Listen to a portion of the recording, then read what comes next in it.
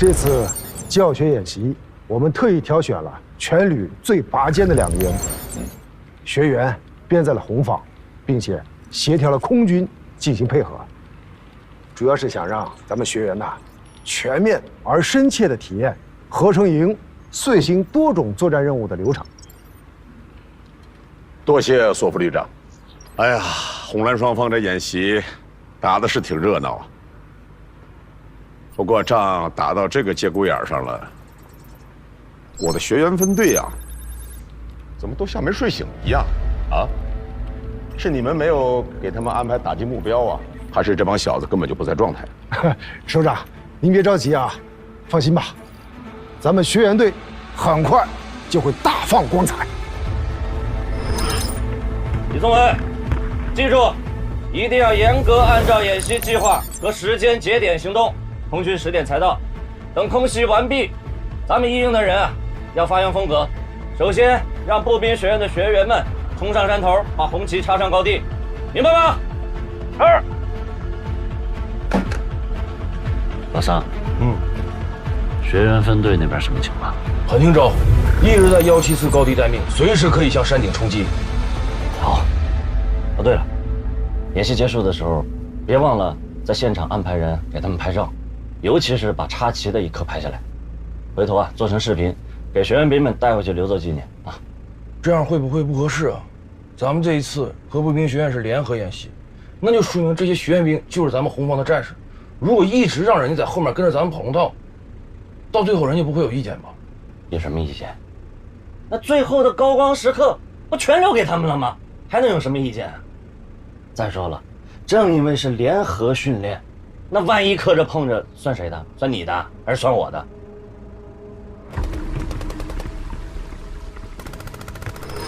副队长，咱们什么时候行动啊？这再不打，仗都要打完了。等队长命令。副队长，咱队长呢？不该问的别问，有你们发挥的时候啊！是。队长，这仗都快结束了，咱跑这儿来干嘛？闭嘴，听命令。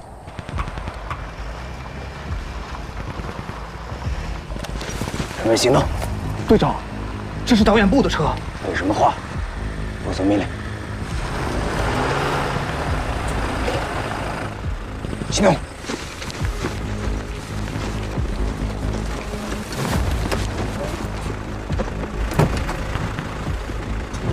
同志，我们是导演部的。找的就是导演部。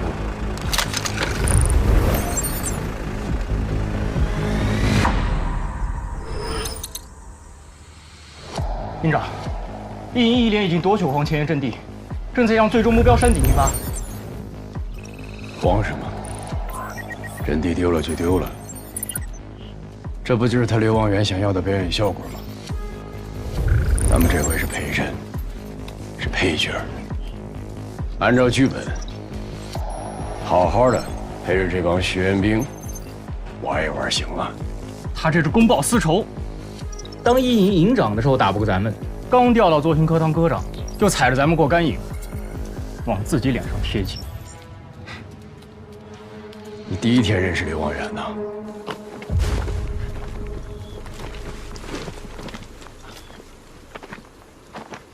受累啊！把人给我看好了。是。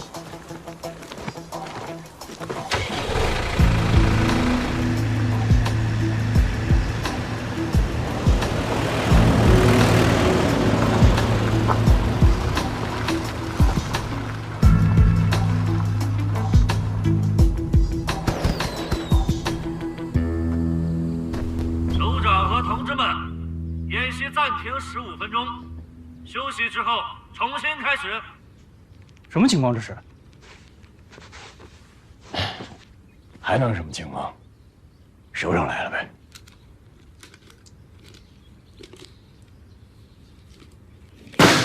连长，又怎么了？指挥所命令，休息15分钟。一会儿集体听指挥，喊口号。不是，照他刘望远这意思，要是真上了战场，也要中场休息呗。就你明白是吧？行，连长，俺就想知道，让咱们武装侦察班扛旗冲锋，这是谁出的馊主意啊？这是对咱们侦察兵的侮辱啊！行了，你就别抱怨了。人家刘科长说了，一会儿让你带着学员兵去收割胜利的果实。这人家主动伸着脖子让咱们砍，赢了又有什么意思啊？让人说，要仗都这么打，还不如回家种地来的实在呢。哎，班长，话不能这么说，回家种地屈才，咱得给刘望远当演员，是不是？哎，饶命！饶命！对，班长脚下留情，都知道您这金右脚当年踢出过连长来的，这要是给我踢干了，怪不好意思。那你就再给你多补几脚。去。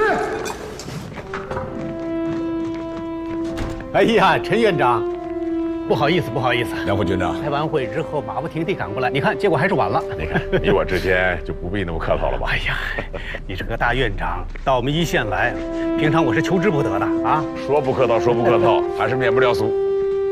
坐。王军长知道你的脾气，没有派别人，由我全程陪同你，行不行？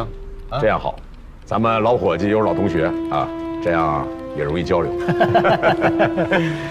哎，现在什么情况？怎么休战了？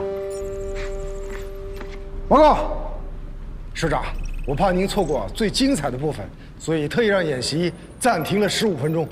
左监，你开什么玩笑啊？打仗还能暂停啊？严重违规，知道吗？是。陈院长是步兵指挥的专家，你真是丢人丢到姥姥家去了。是首长，下次一定改正。陈院长，您别见怪啊。理解理解。接下来那就该怎么演习就怎么演习，只是别人我的学员分队闲着就行。是。同志们，我们营在革命征途当中战无不胜，攻克了一个又一个的堡垒，战胜了一个又一个的强敌，奔赴新征途的壮阔前路。我们有没有信心？营长，这刘望远在干嘛呀？首长来了，他不得表现表现，要不然还是他刘望远吗？营长，反正都是输了，既然首长来了，咱们好歹挣扎一点吧，不能死得那么难看呢。横竖都是个数，挣扎个什么劲呢？报告连长，导演部来人了。让他进来。是。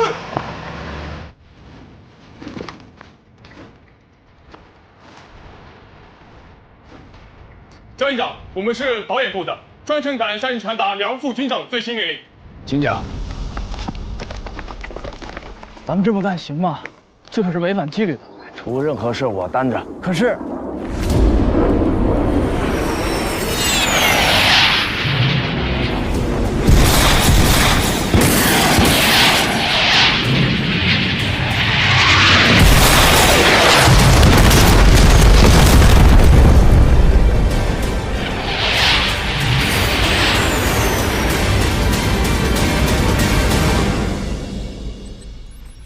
经判定，红方打击无效，蓝方战损为0。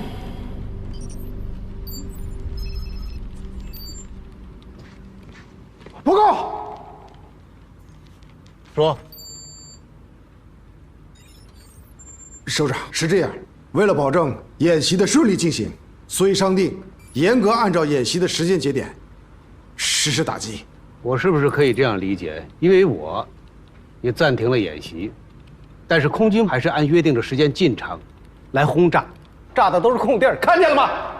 都是空地儿，搞了这么大一场乌龙，对吗？应该是这样的。空军怎么协调的？首长，这件事我有责任。首长，这责任全在我身上。这样演习的话，你们应该下一步训练训练，如何去投降，用什么样姿势投降更好看，对不对？不是还在中场休息吗？看到了吧？这就是他们所谓的实战。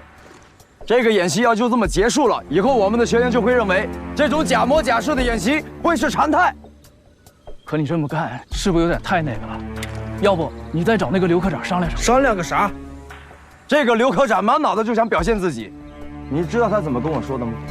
说我们学院的人只会纸上谈兵，要是聊实兵对抗就是外行。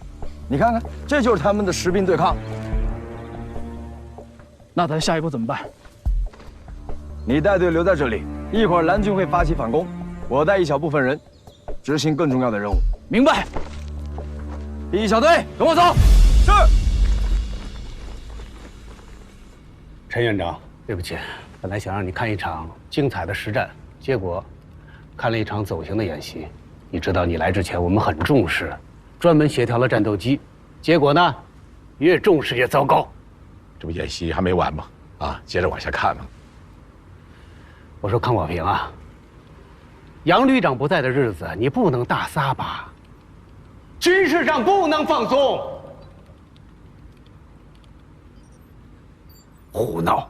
陈院长，走，出去透口气。等一下，刘首长，蓝军开始反击了。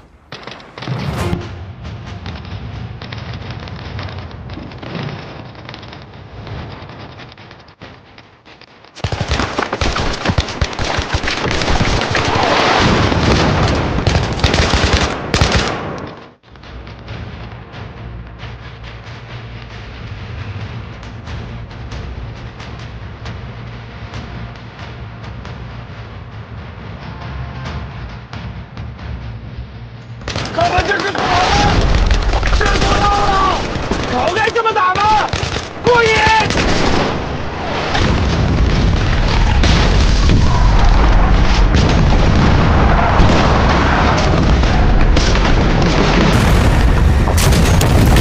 张振强是疯了吧？他这是破坏演习规矩啊！张振强，收到回话。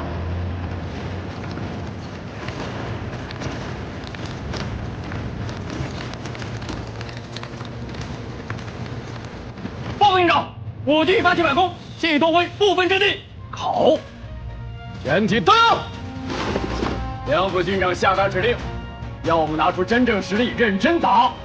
所以，我们一定要全力以赴，彻底消灭红军，让他们见识见识咱们2营的真正实力，也让这帮学员兵们看看什么是真正的战场。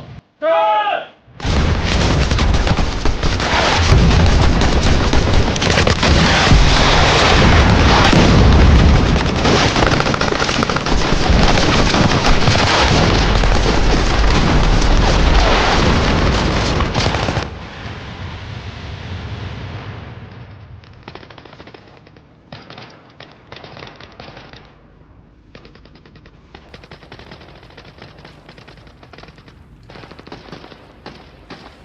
左江，到。你这一出是蓄谋已久，还是临时起意搞的？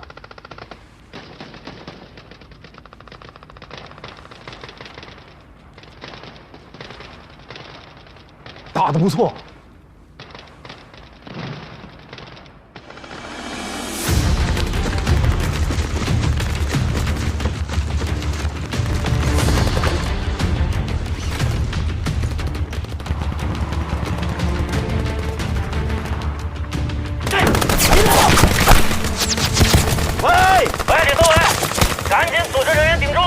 不行啊！蓝军搞偷袭，一点准备都没有，顶不住了！怎么会？尽量挺。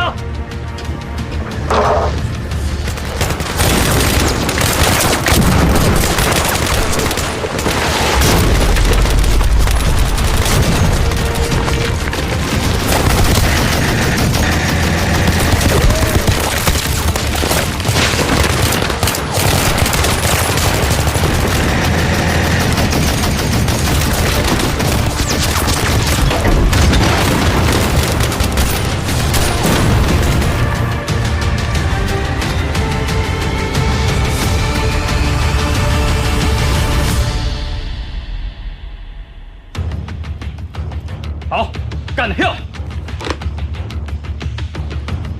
报告营长，我军已彻底夺回阵地，红军目前战损严重，已经没有还手之力了。红军指挥车锁定了没有？我们侦察员正在锁定他的目标，一旦确定坐标，就可以立刻结束战斗。好，把坐标马上发给1连。是。准备实施电子干扰。是。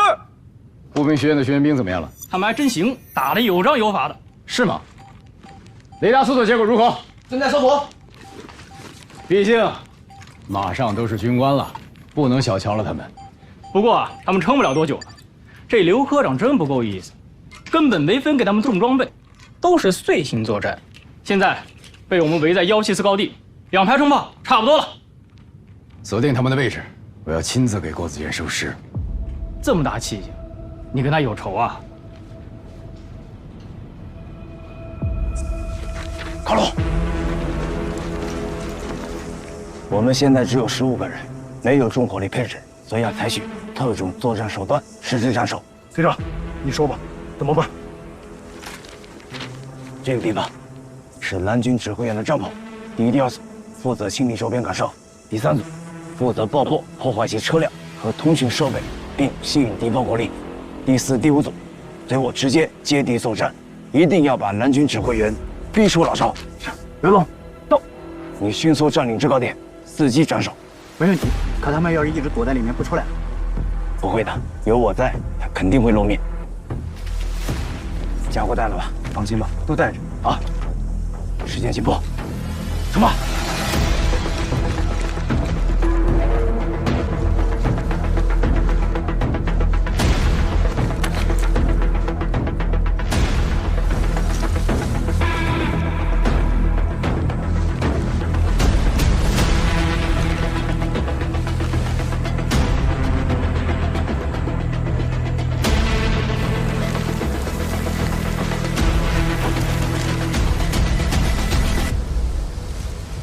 行动！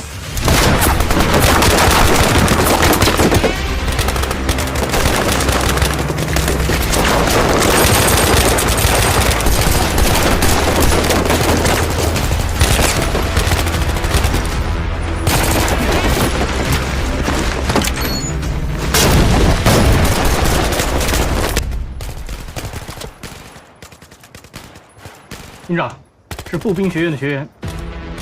正愁找不着他们，自己送上门来了。搜索郭子健的位置。是。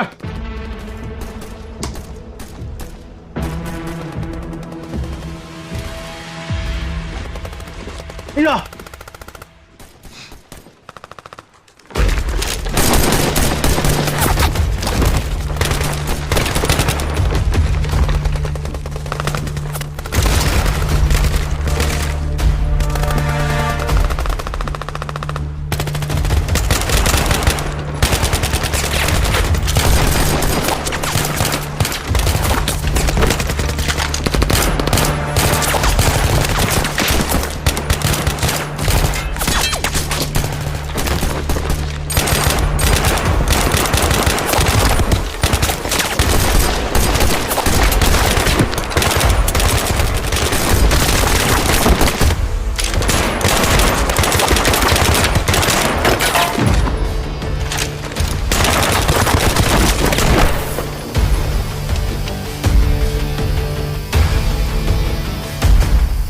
郭子健带着几个学员兵就想斩首我江胜强是吗？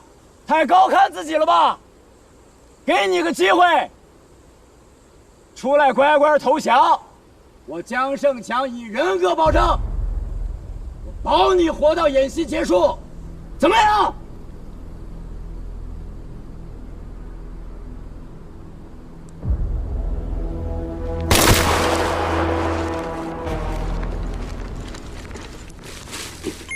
狙击手已清除。郭子健，你的狙击手已经被拔了，你已经没有底牌了，出来！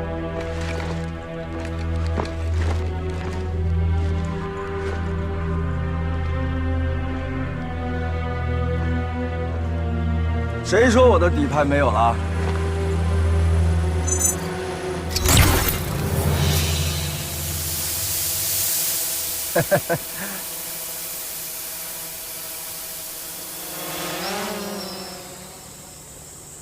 蒋营长，你输了。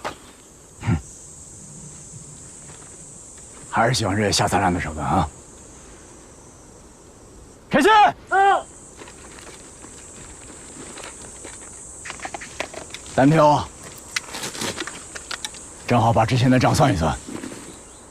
行啊，那就陪你玩玩。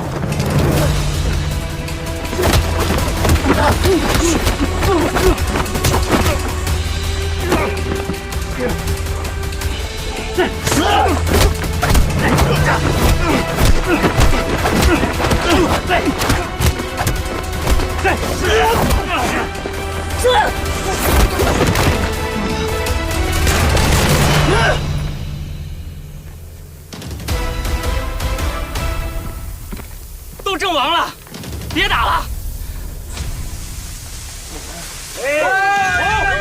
谁让你开枪的？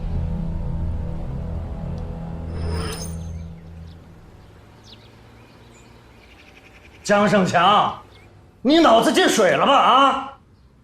这导演部有专门的通信通道，你不是第一天知道吧？那怎么可能会有人跑到你那儿去直接下命令呢？说话呀！他们说是梁副军长的意思，还说梁副军长对我们的军演安排很不满意，认为我们在表演，不是实战，所以让我关闭所有通信通道，摒弃一切干扰，狠狠的打。2个学员兵就把你给蒙了，你可是咱们396旅的标兵啊！老姜，你这不是让步兵学院的人看笑话吗？他们开着导演部的车，带着导演部的标识，梁副军长也是真的刚到，演习中断了，由不得我不信。我怎么知道会有人假传军令？好了，别吵了。你还有理了是吧？好了。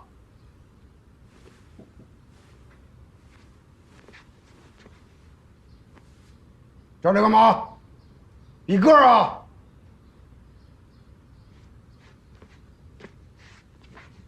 这么说，这事儿真的是步兵学院教务参谋郭子健干的？对，就是他。索副旅长，这事儿不能就这么算了吧？咱们可是根据集团军首长的要求，这么费时费力才搞了这么一场联合演习，不就是为了让步兵学院的学员们能多体验一下实战感受吗？为此，我们还做了大量的功课，参考了这么多教学视频，就这么完备的计划，就因为他一个郭子健，全弄成了一锅烂粥。合着把我们当猴耍呢？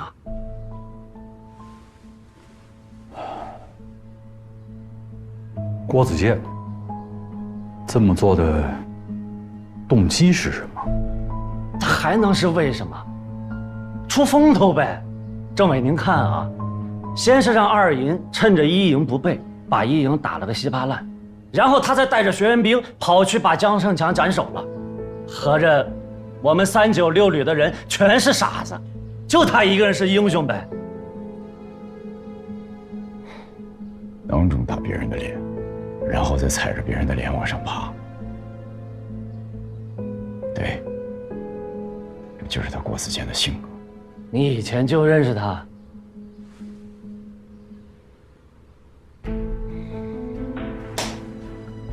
那就没跑了。他这是仗着我们处理不了他，使劲打擦边球啊！表面上看是为了学员，那实际上就是为了突出自己，回去再向学院邀功请赏呗。2位首长，这事儿我不知道你们怎么看啊，但是我个人觉得，如果真是这么回事儿，那这个人的人品绝对是有问题的。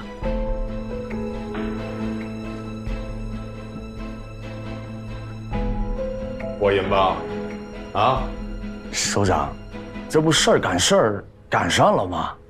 什么样的事儿能让你赶着去绑架倒条人员？啊，那不实在没辙了吗？再说了，这回您亲自出马，带队组织教学训练，这演习要就这么结束了，我们对上对下也没法交代呀。你少给我扯虎皮拉大旗。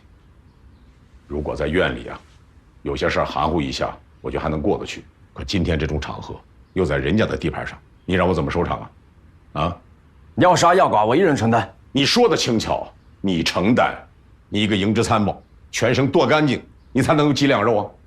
你拿什么承担？首长，我没别的意思啊。怎么处理我都没意见，只要不连累您就行。胡扯！我陈光衍是那样的人吗？再说了，现在就是把你推出去辕门斩首，我能脱得了干系啊？嘿嘿，首长，咱们这任务不也圆满完成了吗？圆满个啥？你把人家396旅啊上上下下搅成一锅粥了。他们演习要不掺水，我至于吗？你有种！可是我要告诉你啊，这种事儿要想收得住场子，在人家396旅的地盘上，你就得把尾巴给我夹得紧紧的啊！挨批挨骂，全都给我干咽下去。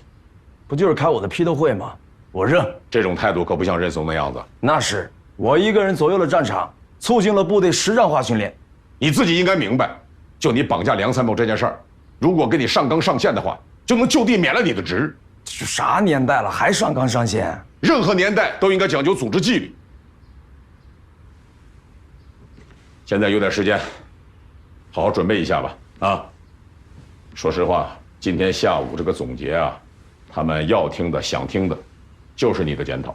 还真检讨啊？废话，我可警告你啊，不管从什么出发点，也必须注重事实，检讨必须深刻。你怎么才算深刻啊？你少跟我耍贫嘴。这个场合必须严肃认真，不仅参演部队的骨干都要参加，连集团军的梁副军长都要亲自参加的。你自己好好掂量掂量吧。好，我深刻准备去了。去吧。是。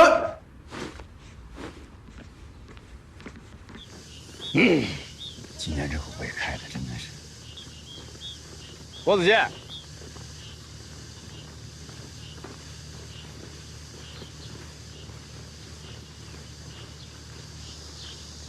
还是老样子，永远靠一些不入流的手段达到目的，一点没变。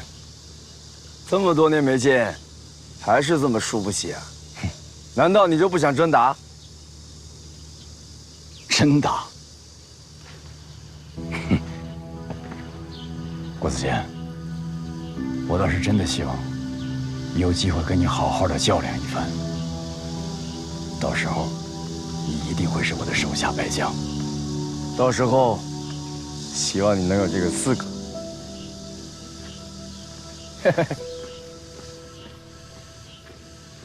说开头咱们要是跟二营堂堂正正的打，咱们也未必输得这么惨。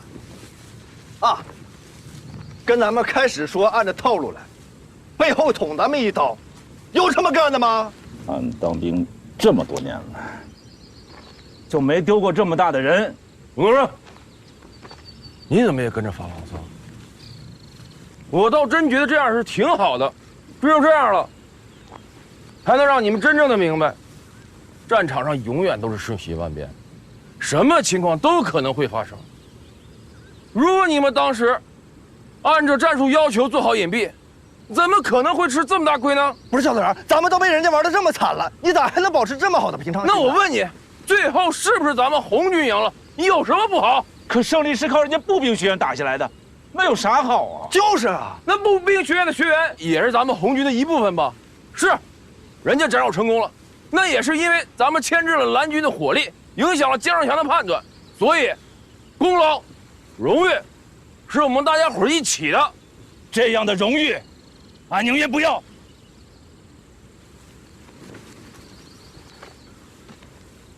吴东升，到。这就是你一个老兵应该有的态度吗？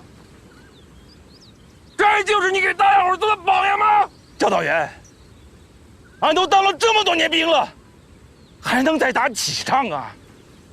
难道就不能让俺在战场上痛痛快快的拼杀一回吗？我让你不要激动嘛。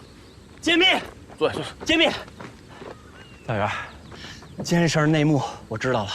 啥事儿？快说。是学员分队队长叫郭子健搞的鬼。啥？他图什么呀？本来咱们就是内定的胜方，是他这不是脱裤子放屁，多此一举吗？连长，但是你想，按原来的方案是咱们赢，但这个荣誉呢是归咱396旅一营，不是他郭子健的。这回可好，他不仅玩了刘科长一把啊，码了咱们一营一道，就连索副旅长和整个导演部全成了他郭子健一个人出面挂号的牺牲品。高不高？高。高个啥？他这就是踩着咱们肩膀往上爬呢。第一次到一线，第一次参加演习，你居然被人家给俘虏了啊！首长，这也是我第一次听说，导演部的人也可以这样被利用。难道演习就可以毫无规则可言吗？哪能呢？破坏规则、违反纪律，部队一定会处分的。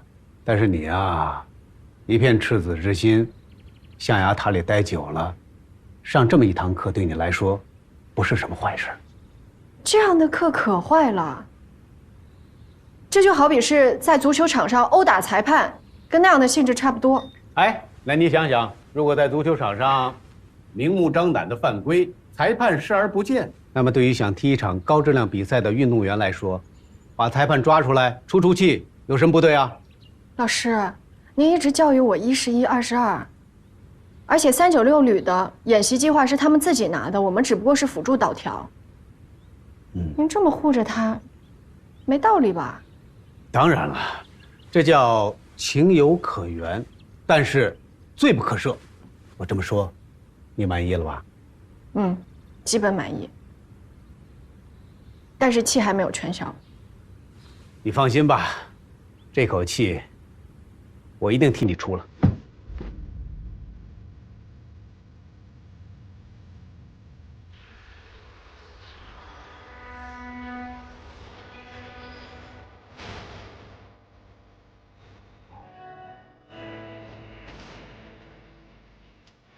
陆军训词我就不背诵了，免得有人脸红。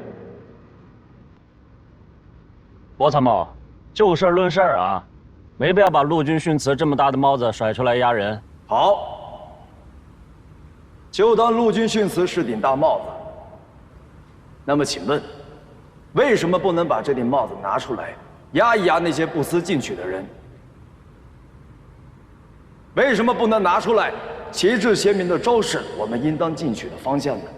郭子健，到，检讨就是检讨，好好说话。是。我承认，在这次演习中，我的行为的确出格了。我认真检讨，并接受组织上的任何处分。我的检讨是真诚的，但同时，我想在这里说几句心里话。我们学院选择将学员编入到396旅一营扮演红军，为待毕业的学员上一堂实战演习课，这是非常慎重的决定。原因是我们了解到，这是一支在革命战争年代战无不胜的部队，是一支在新的历史时期不断进取、焕发新貌的部队，也是一支最早开始合成营建设的部队。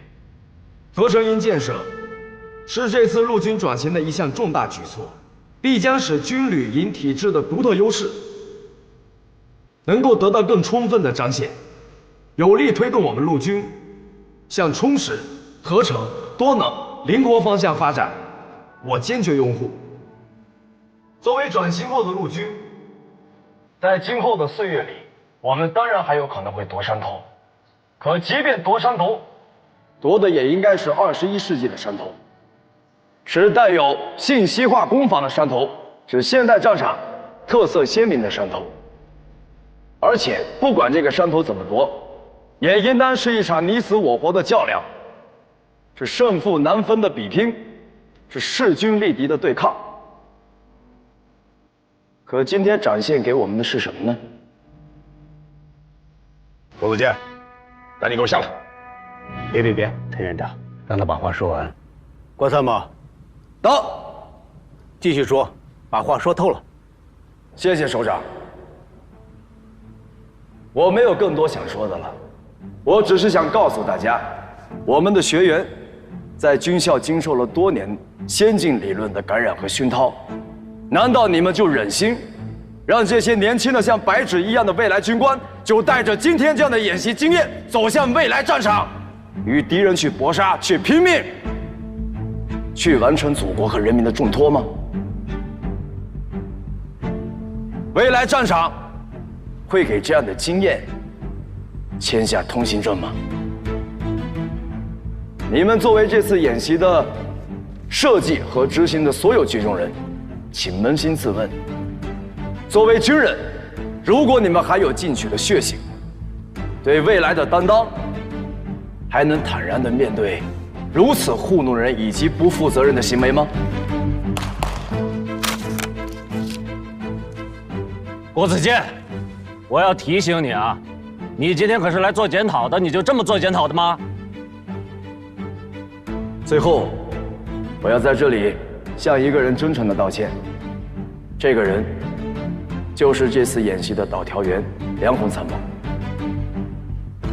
因为我的计划之所以能够完成并且顺利实施，主要的部分是借用了梁参谋导调人员的身份，他才是这场演习最无辜的受害者。梁参谋，对不起，我向你道歉。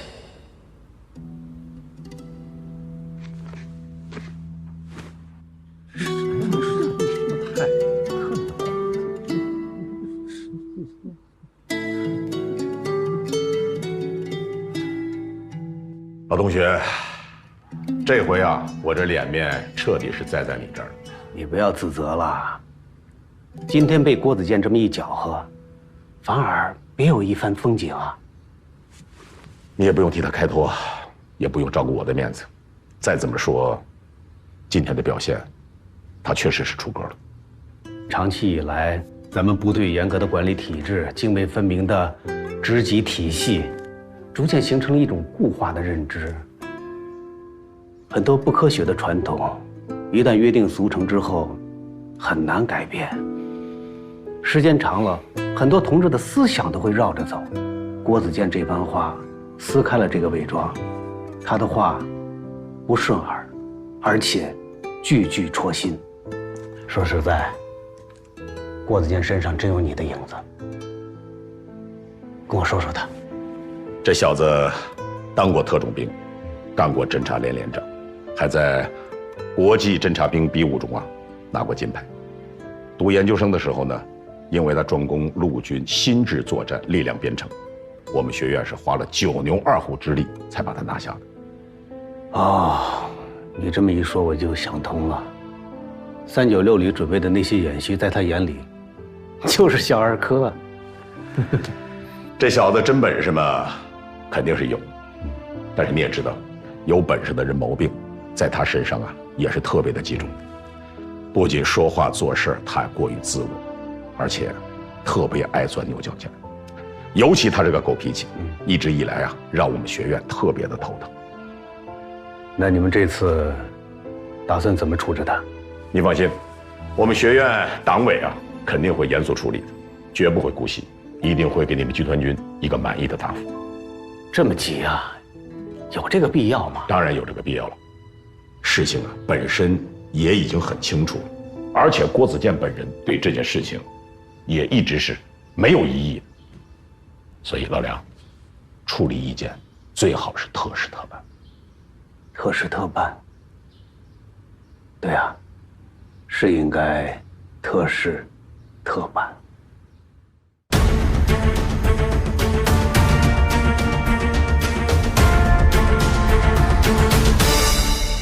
好好的一个检讨会谦虚一点，差不多就可以过关了。你倒好，变成了自己的演讲大会了，简直是自毁前程。你不知道吧？你前脚刚刚表演一番，后脚那个刘科长就把这件事儿直接捅到上级机关和越南委那儿了。处理意见是不是到了？到了。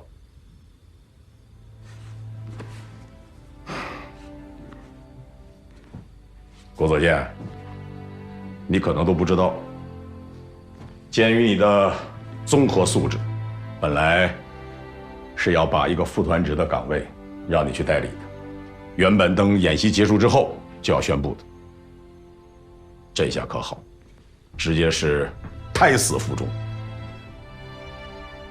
另外，对你还有2项处分决定，你听着。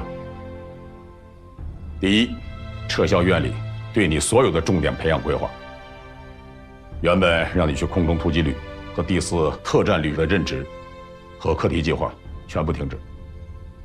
第二，调离学院，另有任用。那是不是回老部队啊？你想得美呢！那是去哪儿？您就直说吧。去396旅一营代理营长。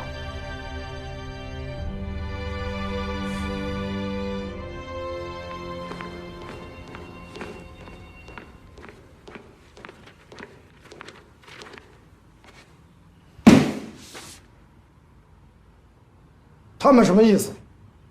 把郭子健调到一营来当营长，那不是给咱396旅安一个定时炸弹吗？不到2天时间，这件事居然以这种方式解决，一定有其自身更深层次的理由。你处分他可以啊，你别恶心咱们呐！哎呀，这是集团军和步兵学院2家单位的共同决议，必须执行啊！所以，对于我们来说，第一，服从命令；第二，抓好落实；第三才是理顺思路，稳定情绪。政委，我告诉你，他这个臭德行，咱们都见识过了。你说这样的人来，能没情绪吗？哎，老苏，作为代旅长，有情绪也得给我忍着啊！哎呀，我的娘！这是部队，不是外面的自由市场。再说了，这件事情一旦公布，第8集团军上上下下的官兵可都看着咱们呢。如果我们这些旅领导连这点度量都没有，今后还怎么领兵啊？那396旅在第8集团军还有什么威信？你甭跟我讲大道理，政委，我懂。就算我没情绪，参加演习的官兵呢，我就把话说在这儿。这小子来了，肯定是经常一屁股屎啊，咱们成天得给他擦。老苏，哎，我怎么听着你是对自己管理下属的水平没信心呢？啊，这话不像是从你索建安嘴里冒出来的。我还是那句话，任何时候、任何情况下，我们都要公正客观地了解使用干部。哎，表令都下来了。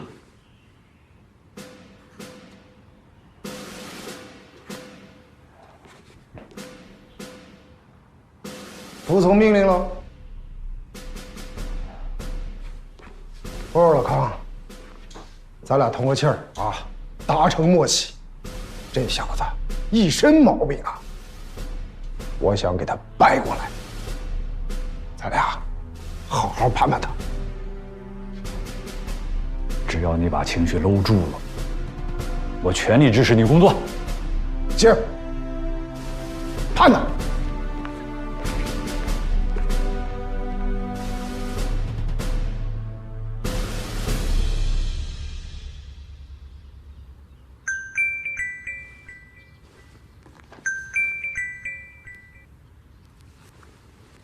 喂，哥，听外婆说你倒是当营长了，恭喜你啊！老太太那嘴也是够快的。你当营长可是咱家的大事儿，当然要广而告之啦。行了，想说什么？我听说到基层很辛苦的，我关心你嘛。来，给我。你说你别胡说。我当兵的还怕吃苦啊？子健，我和你外公知道你当了营长之后，非常高兴啊！啊，只有到基层去锻炼，才能成为一个好兵。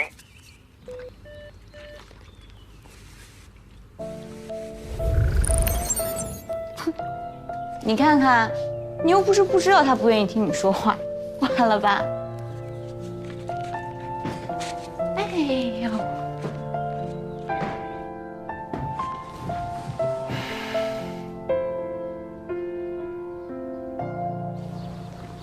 真是做梦也不敢这么做呀！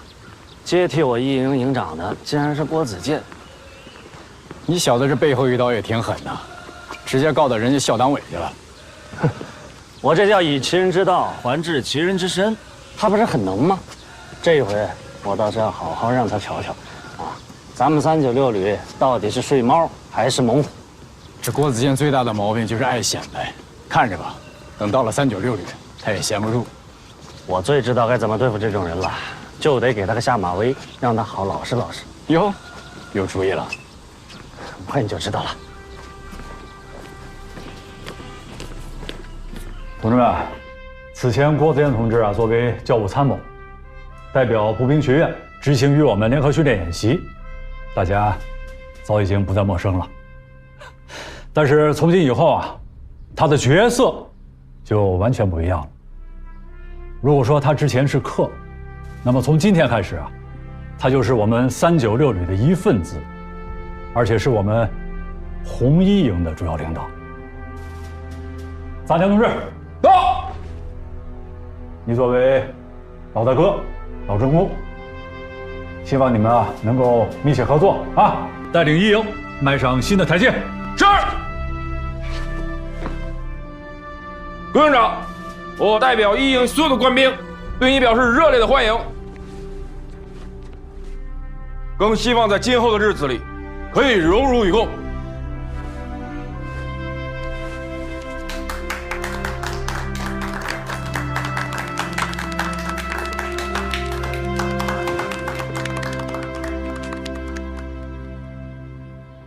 啊，这个按说啊，一个营级干部的就职，是机关安排个交接就可以了，因为陈院长来了啊，这规格就不一样了。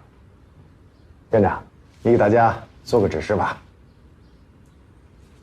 指示不敢当啊，负荆请罪还差不多。同志们，郭子健同志到一营任职，是我们学院和第8集团军的领导共同决策的。我没有权利妄加评议。我今天之所以来参加这个交接会，是受院党委的委托，专门来给我们396旅的同志们致歉的。院长，您客气了，请坐。是。坐。郭子健同志代理红一营营长，这个“代”字本身是很有意思的。一则呢，是他缺乏营一级主官领导的经验，需要锤炼；二则是要为他此前的一些言行来买单，要负责任；第三，我希望他本人呢，能够在这个岗位上做出成绩，不要辜负学院领导和集团军首长对他的期望。第四，是骡子是马，是真金还是砖头，还必须到我们一线部队来验证验证，不是有本事光凭嘴皮子功夫就可以的。至于以后能不能拿掉这个袋子，甚至能不能被我们一营和396旅接受，这一切的一切，都要看他自己的表现和能力了。郭子健，到，你也表个态吧。首长，我就不表态了。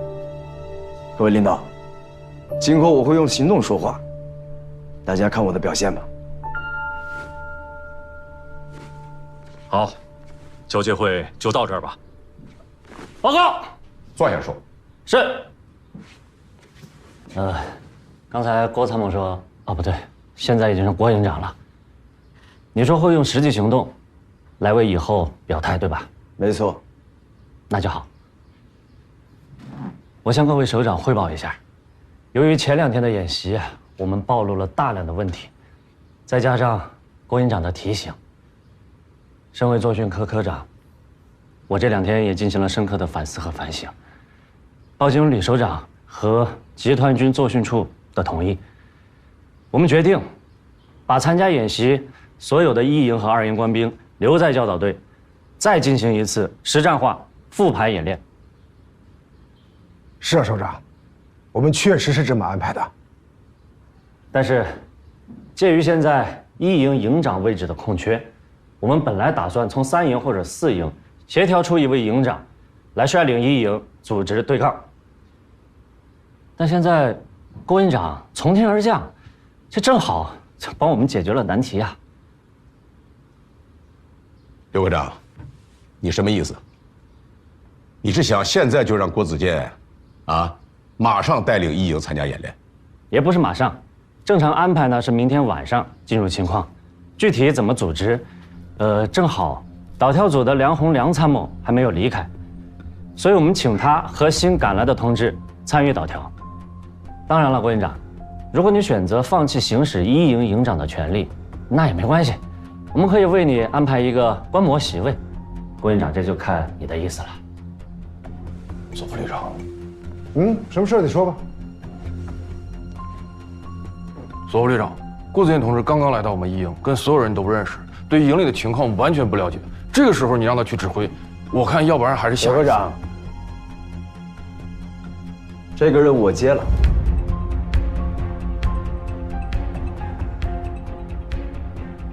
郭营长，要不你也再考虑考虑。说实话，我们也备了好几套方案，不一定非得是你，不必逞强。不必。前几天的行动，我对1营已经有所了解了。那当然最好。具体的演练计划，那随后就听导调组安排吧。那好，那就择日不如撞日了。陈院长，正好咱们学员还没走，也不差这2天。这次有郭子健亲自指挥，您和学员们就留下一起观摩吧。是这样的，索副旅长，学员们呢要回校准备毕业事宜不过我本人呢可以留下来，记录这次对抗演习的整个过程，也想现场见证一下我们院校的同志究竟适合不适合部队的训练时间。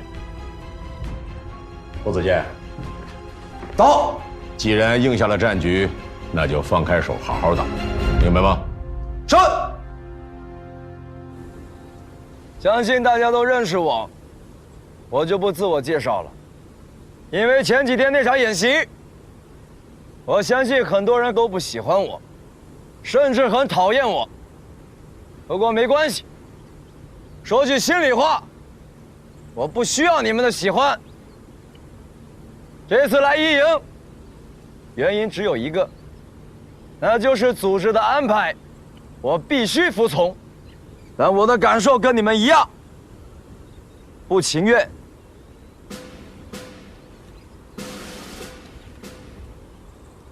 既然组织的安排不能违背，我相信你们也没这个能力能把我郭子健这个营长给撤掉。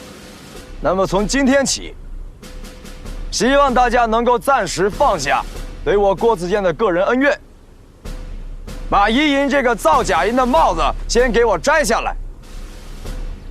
报告，说，我们不是造假营，我们是红军营、长胜营。报告完毕。没错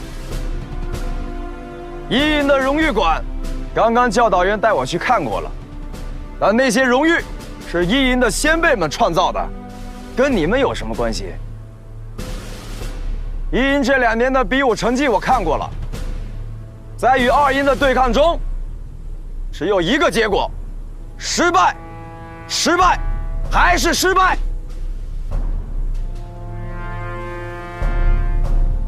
1营的荣誉是先辈们用血汗拼杀出来的。从今天开始，为了1营的荣誉能够延续，我希望红1营的后人们能够用一次实实在在的战场拼杀，把1营的荣誉夺回来，把2营干翻在地。我觉得营长说的非常的对，从明天晚上开始，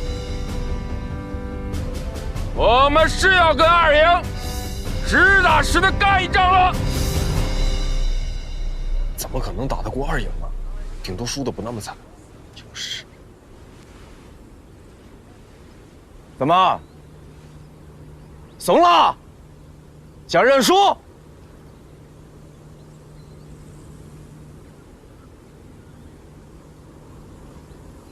我刚刚在荣誉馆一直在找一个字，但是一直没找到。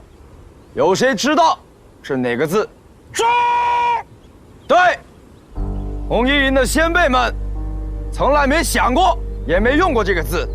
难道红衣营的后人要把这个字冠冕堂皇地贴在脸上吗？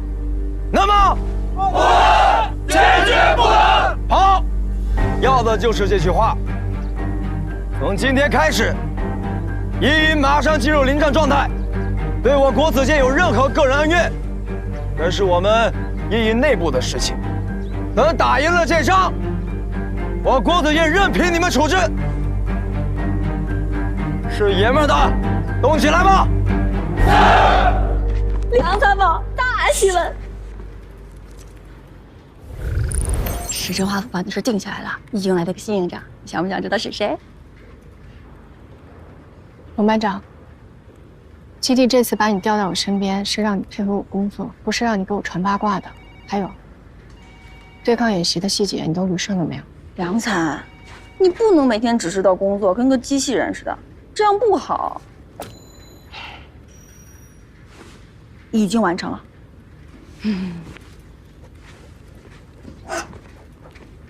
我跟你说，这回396旅新来的那个营长，就是步兵学院的那个郭子健。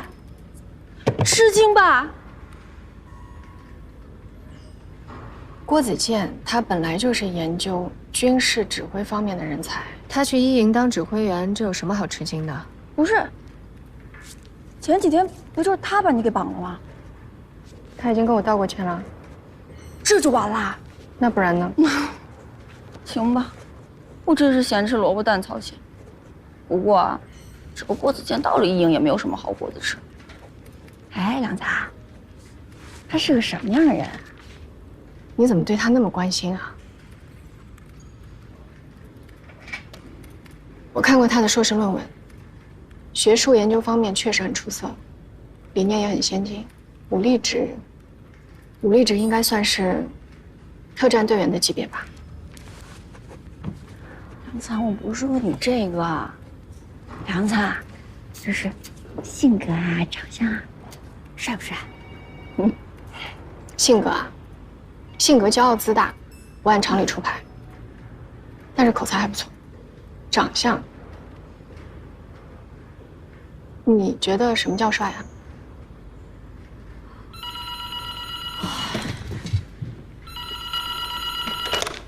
喂，司令员好，我是梁红。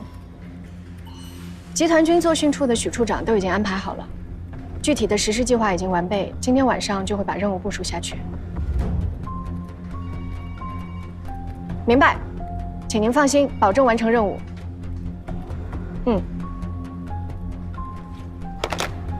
梁才，为什么一个小对抗能让马司令员这么重视啊？就是这个小对抗，步兵学院的首长会来观摩。集团军的领导会注目，396旅全旅的同志们都会来旁观。你说重要不重要？背对背的对抗，纯自由搏击，不错，有点意思。陈院长，你看呢？挺有针对性的，不错。许处长，看来是出手不凡呐。可不敢，这是梁参谋独立设计的，我可不敢贪功啊。哦，那就是名师出高徒了。这个设计确实挺有新意的，没想到梁参谋年纪轻轻啊，对战法战术的领悟和涉足这么深。哎呀，他要听到你这么夸他，他鼻孔得朝天了。不过这个离他完成自己的论文还差得远呢。不过话说回来了，郭子健如果有梁红一半的修养，也不至于。不说了。那这个课题就这么公布了？你觉得呢，陈院长？课随主便，没有意见。好，公布。是。1、2营此次对抗名为新型联级战斗群山地遭遇战斗，对抗双方各自出动一支100人为基准的联级规模分队。战斗规则与以往演习一样，注意事项：对抗双方必须立足合成营现有装备和现有人员。好，基本规则梁参谋已经介绍过了。明晚8时，双方兵力开始机动，10时整，对抗正式开始。下面，我再把对抗区域明确一下。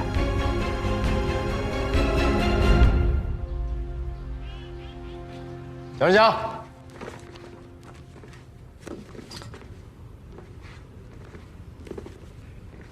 怎么，演习还没开始呢？准备投降了？投降？做梦吧你！我们俩好歹同学一场，又是一个部队的战友，你不请我吃个饭，欢迎欢迎。我们是朋友吗？不是啊。我们是敌人吗？是的。不至于吧？那么多年前的一件小事儿，到现在还记仇，你心眼儿太小了。我心眼儿就这么小。第一天认识我就纳了闷了，你在这儿有朋友吗？为什么非要到396旅？怎么着？想把我们这儿的水搅浑？你是怕我抢你风头？抢风头这种事情，那是你郭子健与生俱来的天赋，我甘拜下风。不过这次演习对抗，你必败无疑。是吗？那就走着瞧。郭子健，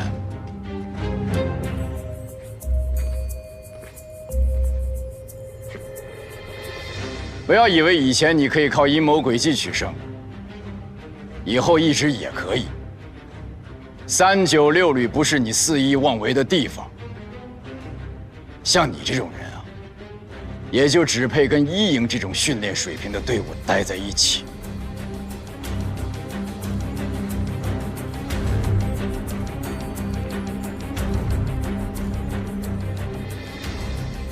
我不管1营以前什么样，打从今天起，我带的1营就是396旅不可替代的王牌。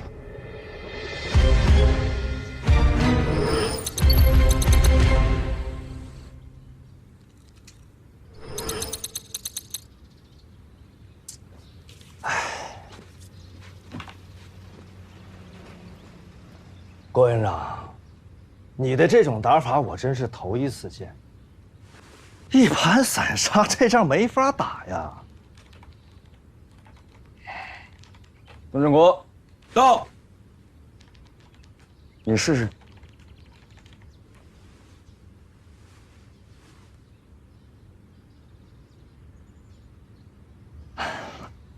郭营长，我们知道您在院校搞研究，这心里这弯弯绕一准很多。可你这些花花肠子能不能拿着以后再来玩？这明天马上就要开战了，你现在要打破1营传统的打法，这不是胡闹吗？这，营长，李松伟同志呢，是我们1营最能耐的连长，要不然就让他给我们指挥指挥。教导员，这我是想指挥来着，可你看这郭营长把我这1连拆得七零八落，这仗让我怎么打？让你怎么打，你就怎么打。是。郭子健一上任啊，1营就是怨声载道，很多战士在背地里给他使绊子，虽然都是些小打小闹的恶作剧啊，但足以证明1营没人服他。他把人当猴耍，怎么可能有人服他？我得要看看他怎么把1营带成王牌。瞧着吧，后边还有好多笑话呢。营长，你和这个郭子健到底是有什么仇啊？这小子满脑子阴谋诡计。当初我跟他在一个研修班，结业的时候举办对抗比武，他跟我玩阴的，直接策反了我的一个参谋，让我失去了拿到全优学员的机会。进机关的事儿，擦肩而过。如果不是索副旅长把我调到396旅来，我真的不知道我江胜强现在在哪儿。他把这个全优学员的名额给抢了。最可恨的就是这一点，在入学之前，他刚刚调整了职务，他根本就不需要这个全优学员奖。这是损人不利己啊！这郭子健人品不怎么样，必须给他点教训。所以这次对抗，我们一定要赢，一定要让他一败涂地。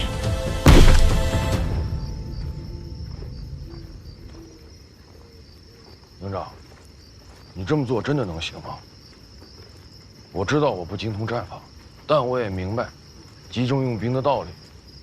像你这样东挑西拣的用兵，明显兵家之大忌啊！说起兵家，从古至今有哪个军事家说过一种战法是可以永久不变的？我能明白你说的这些，但确实是时间太短了。教导员，正是因为时间太短，我没有办法跟大家磨合，所以只能让他们服从命令。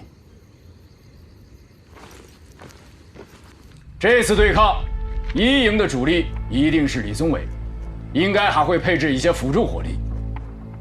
徐德利，你和李宗伟是老对手了，但在实力上，你一直压他一头，这回没问题吧？没问题，拿下李宗伟，小菜一碟，不能轻敌。周参谋说的对，咱们不能掉以轻心，在战术上一定要盯紧，不能给他们喘息的机会，保证完成任务。走。好，现在我们来研究一下火力配置，在群峰山区布置一个火力点。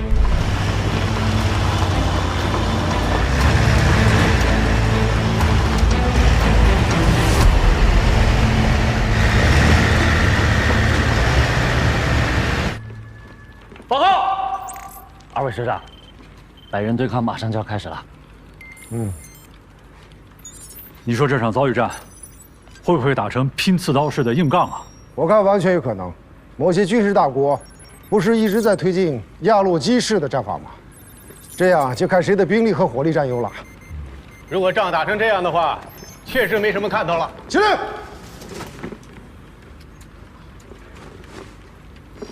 都坐吧。坐下。来，陈院长，你来。你是客人。好，首长请。哎，我说啊，今天虽然是一场小规模的对抗，但是会更见功夫。步兵遭遇战，双方各100人，我估计2个攻防就差不多了。有道理，但是也不尽然，关键要看用兵的人怎么设计这一仗，是吧，陈院长？我能说什么呢？现在这个郭子健呢，已经不是我的人了。报告，我无人机在敌方阵地发现，其部分重装备已进入伏击圈。他们用的果然是李松伟连队，不过他们很谨慎，也很小心。但是无人机还不行，地面侦察人员有什么发现？地面侦察人员结果暂未传回。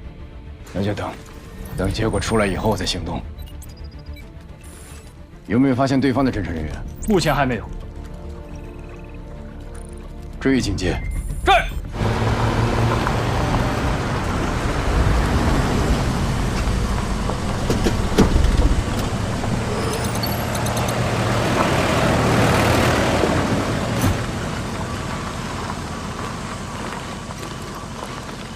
李连长，营长到底唱的是哪出戏？都这个点了，部队还没完成集结，我们好不容易才刚进入作战区域，又立马把我们撤出阵地，全力赶往老风口，由突击改为防守。谁说不是呢？我这也烦着呢。明明说让我挑大梁当主力，结果配了才40个人。你这儿不到40个人吧？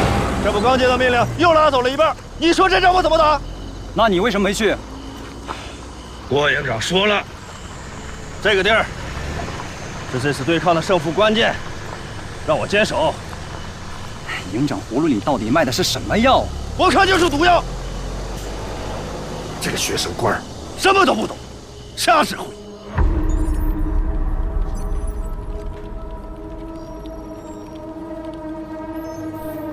让咱怎么一点打仗的氛围都没有啊？他们都在等待最合适的战机，注意跟各岛条组之间的连接还有联通。是。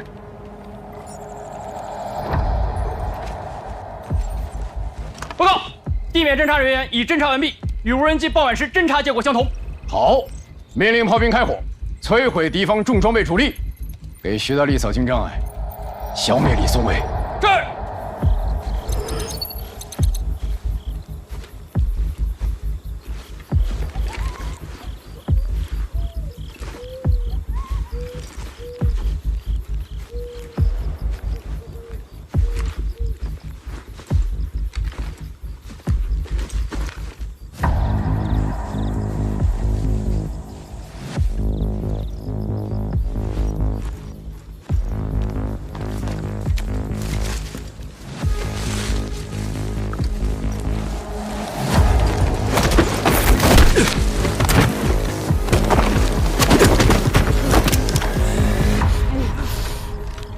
班长，今又叫名不虚传。哼，少拍马屁。你们几个交号了，给我老实点。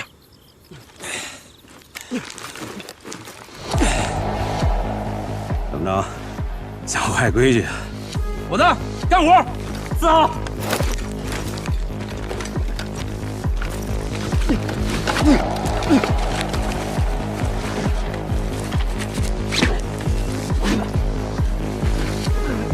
来，赵队。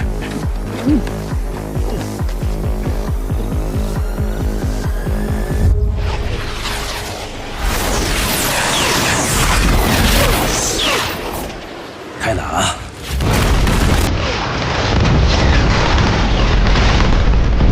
大家抓紧！看来双方接上火了。这可不像是双方接火，这一看就是二营自家的火力发泄嘛。估计打击效果很快就上传了。江胜强，我了解，他不会做亏本的买卖。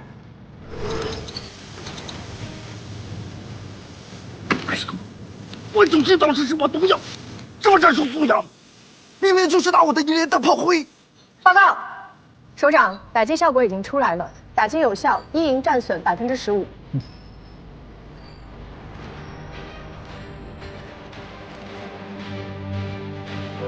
九分队准备行动。是。打击有效，李松伟一连主力被我方重创，让徐大力加快速度突击，消灭李松伟余部。是。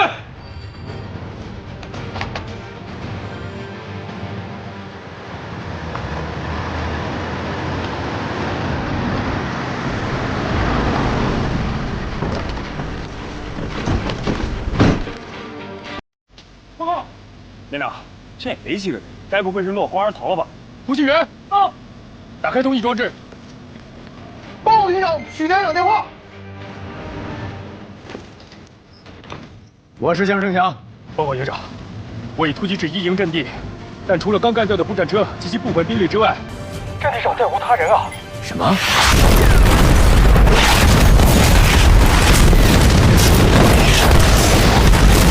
漂亮！嘿，没想到这小子还真有两下子啊！散开啊！一兵！一兵！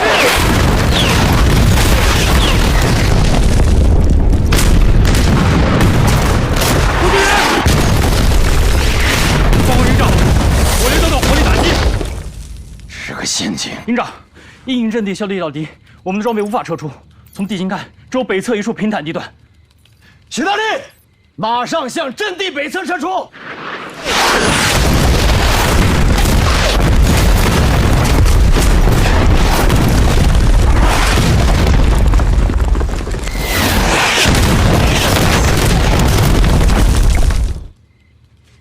报告营长，在我东西两个方向分别发现一营的突击炮车和轮式装甲车辆活动。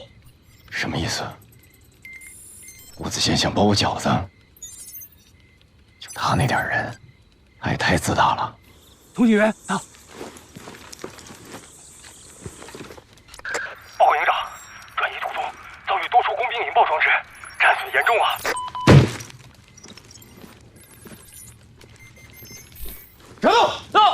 命令预备队立即向徐大力处汇合，那里将是对方重点攻击区域。是。照这样打下去，胜负很快就会分出来了。2个连级规模的对抗，这么点人，火力一接触，不禁打呀。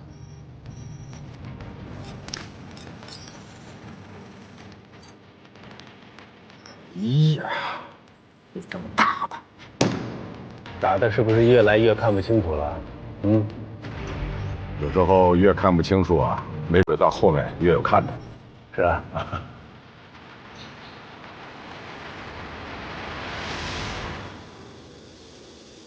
哎，我们怎么没有接到出击的命令？是不是通讯断了？报告连长，通讯畅通，但没有指令。侦察班就位了吗？报告，已就位，正在定位目标。现在什么情况？对方正在集群火力打击，到处都是他们的装备和部队，怎么看也不像个连级规模的火力啊！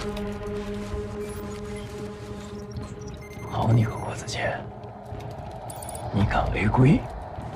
怎么办？1营的装备和战斗力是什么水平都在那儿摆着，他郭子健就算违规想赢也没那么容易。命令徐大力寻找机会突围。是。4连4连，寻找机会突围，寻找机会突围。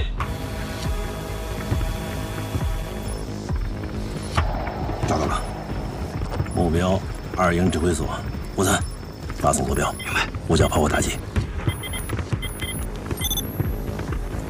班长，咱不会要赢了吧？好，炮火准备。是。报告营长，我突击炮阵地遭敌侦察兵破袭，3门火炮均被其突击小队摧毁，无法完成火力压制。让工兵排派1个爆炮组，还有1个火力组，马上向吴东社小组汇合。是。李松伟那还有部分兵力，要不要先用上？江胜强一旦发现我的作战意图，会立刻做出相应的调整。一共就80号人战斗群，阵型会很快完成变化。李松伟必须要在最关键的时候才能用。不对呀，班长，没有反应，不会没发出去吧？不应该呀，班长。伙子，你们想办法吸引目标，延缓进入2营指挥所。是。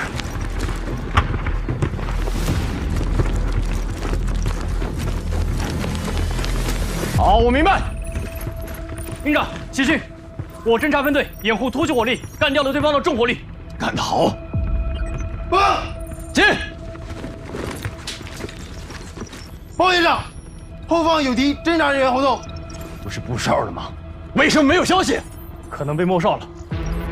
不能让他们对指挥所进行定位，立即派人消灭他们。是。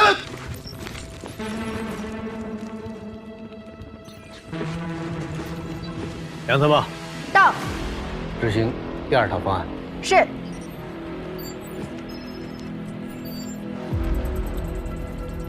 报告，进来。郭营长，3教导员，TM 导调组通知，敌营指挥所已被全部摧毁，指挥所一切功能停用，请你们马上到指挥中心集合。陈连长，接导调组通知，你营指挥所已被摧毁，指挥所一切功能停用，请您马上到指挥中心报到。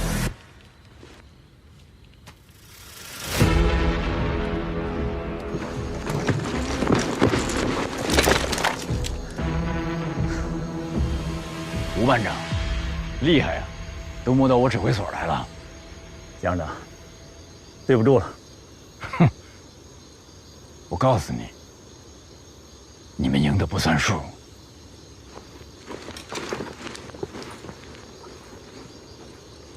什么情况啊？我这刚到地儿啊，我们就赢了？报告，长，首长，这到底是怎么回事？到底谁输谁赢？现在还不是论输赢的时候，瞧瞧吧，这仗打的多热闹啊！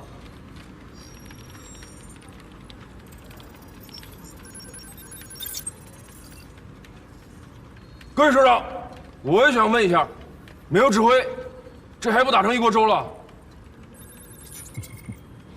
现在就是要看看，营指挥所脑死亡之后，部队到底会打成什么样。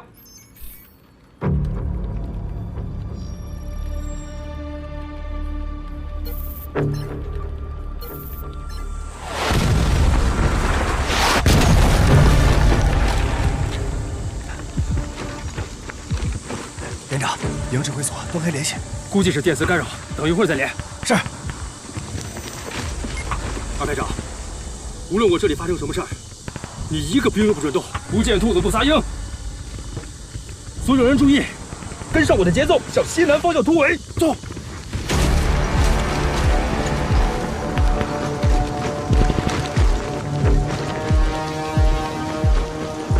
所有人注意，准备。